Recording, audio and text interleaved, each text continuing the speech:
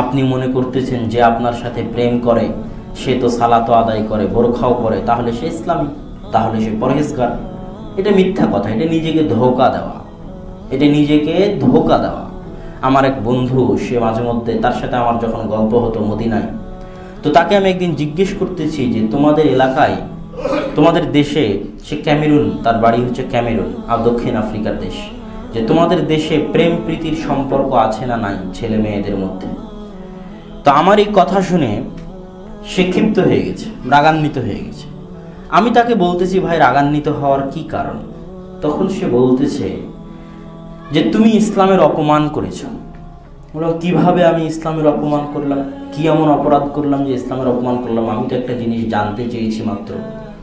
তখন সে বলতেছে, তুমি যেটাকে প্রেম প্রীতি বললে, ইশক মোহাব্বত বললে, সেই জিনিসটাকে ইসলামের দৃষ্টিতে, ইসলামের পরিভাষায় বলা হয় জেনা।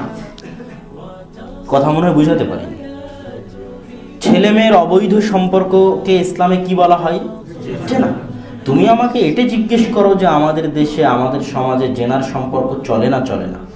তুমি একটি জেনার সম্পর্ককে ভালোবাসার নাম দিচ্ছ, প্রেম নাম দিচ্ছ, মোহাব্বাহ নাম দিচ্ছ, ইশক নাম দিচ্ছ।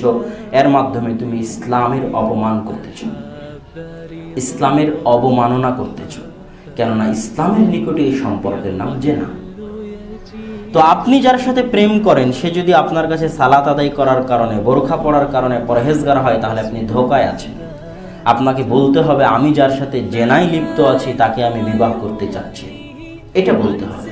তাহলে যে মেয়ে জেনায় লিপ্ত আছে, যে কোনো প্রকার অবৈধ সম্পর্কের মাধ্যমে, সে কোশ্চিনকালেও পরহেজগার হতে পারে না। অতএব এই ধোঁকা থেকে বের হয়ে আসতে হবে। কেননা এটা একটা লং টার্ম ডিসিশন, দীর্ঘস্থায়ী সিদ্ধান্ত, যার সাথে আজীবন মরা পর্যন্ত কাটাতে হবে, যার উপর ভিত্তি করে পরবর্তী প্রজন্ম আসবে, সন্তান সন্ততি আসবে। যেই কসম গুনাহের উপর হয়, সেই কসমের কোনো ভিত্তি নাই। যুবকেরা জিজ্ঞেস করে, আমি তো কসম করেছি যে তাকেই বিবাহ করব। গুনাহের উপর যে কসম হয়, কসমের কোনো ভিত্তি নাই। কাফারা দিয়ে কসম ভেঙে ফেলতে হবে, কোনো প্রয়োজন নাই।